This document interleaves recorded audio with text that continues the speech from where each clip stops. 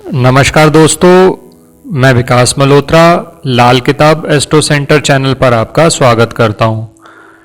आज के इस वीडियो में फौलाद का छल्ला लाल किताब के कॉन्सेप्ट के हिसाब से किस व्यक्ति को पहनना चाहिए, किस समय पहनना चाहिए और फौलाद का छल्ला बनवाते हुए आपको क्या चीज़ों का ध्यान रखना चाहिए, इन सब विषयों पर मैं डिटेल में आपसे बात करूंगा। अगर आपने अब तक हमारा चैनल सब्सक्राइब नहीं किया तो आपसे यही निवेदन है, इसे जरूर सब्सक्राइब कर दें और बेल बटन को पुश करना ना भूलें ताकि समय पर वीडियोस की नोटिफिकेशन आपको आती रहे। किसी भी तरह के ज्योतिषीय परामर्श के लिए आप हमारी वेबसाइट्स पर विजिट करके अपॉइंटमेंट बुक कर सकते हैं। वेबसाइट्स का लिंक इस वीडियो की डिस्क्रिप्शन बॉक्स में दिया हुआ है।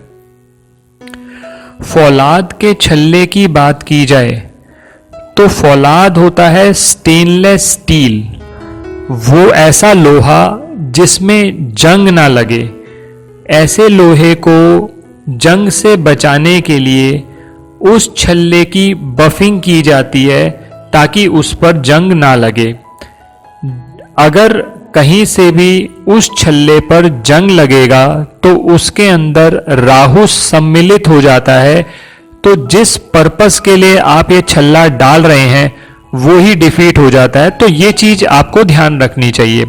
अब सवाल ये उठता है कि फौलाद का छल्ला किसे पहनना चाहिए।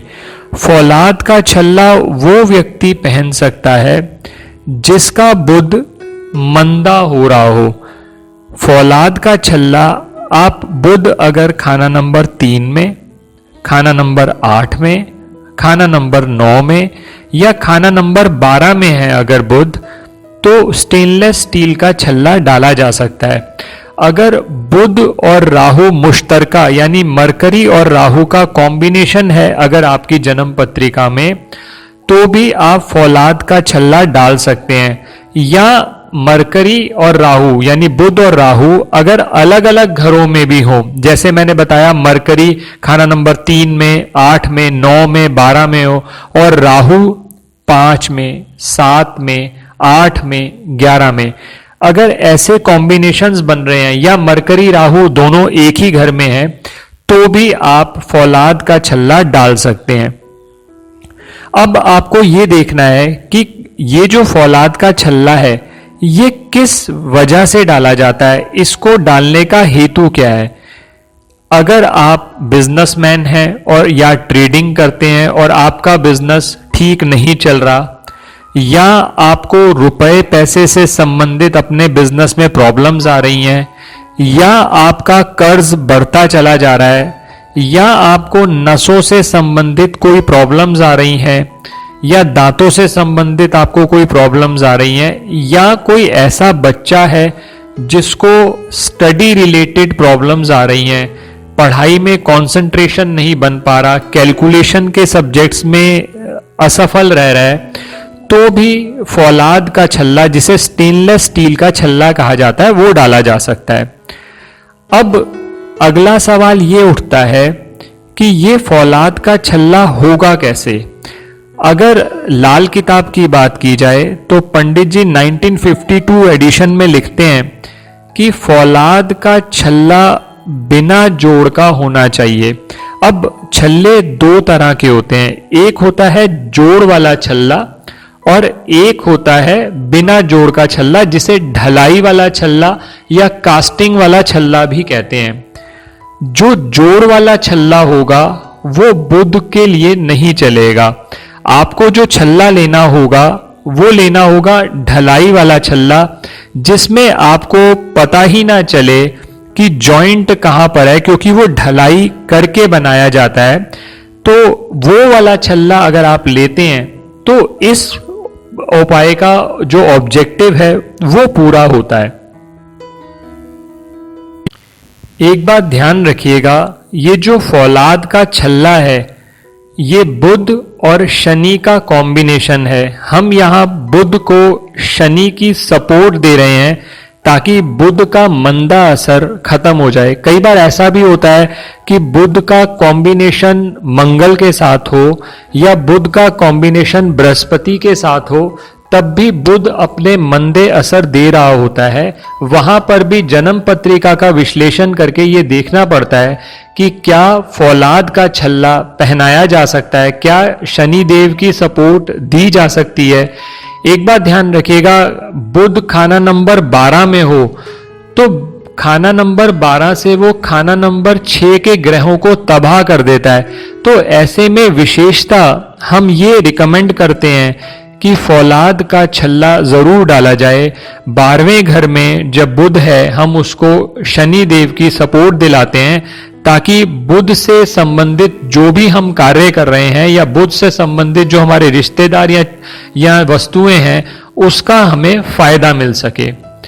अब अगला सवाल ये उठता है कि ये किस उंगली में डालना है।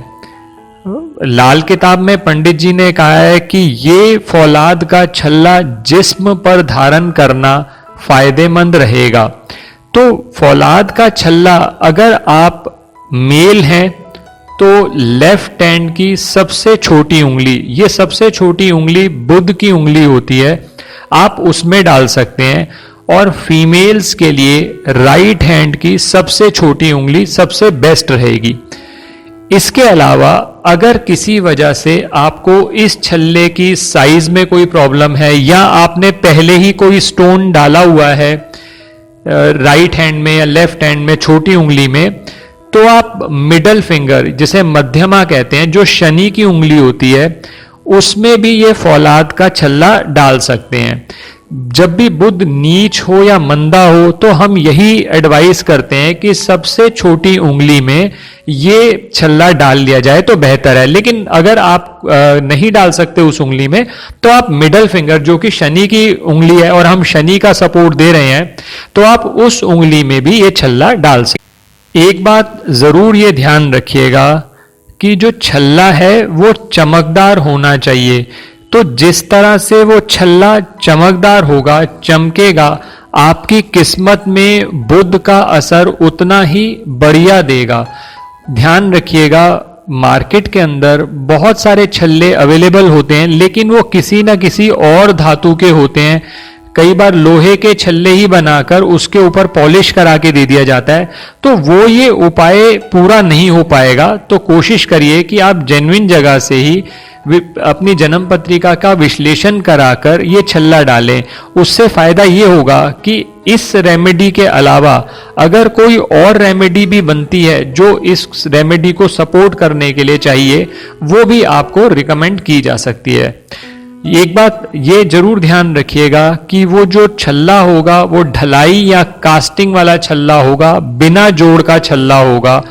अगर वो बिना जोड़ का छल्ला है तभी काम करेगा, क्योंकि बिना जोड़ का छल्ला जो गोलाई है वो बुध है, और बिना जोड़ का छल्ला जो होता है, और बुध के अंदर ये नहीं पता चलता कि उसका उद्गम और अंत कहां पर है। और इसीलिए जब आप वो गोल छल्ला लेंगे बिना ढलाई का, वहां नहीं पता चलेगा कि कोई जॉइंट है या नहीं है। अगर आप जॉइंट वाला छल्ला ले लेंगे तो वो आपका ऑब्जेक्टिव इससे सॉल्व नहीं होगा। आशा करता हूं दोस्तों आपको ये वीडियो पसंद आया होगा। अगर आपको ये वीडियो पसंद आया तो इसे जरूर लाइक करें और शेयर करें, और आगे आने वाले समय में हम कुछ और कॉन्सेप्ट्स पर भी आपसे बात करेंगे। धन्यवाद दोस्तों।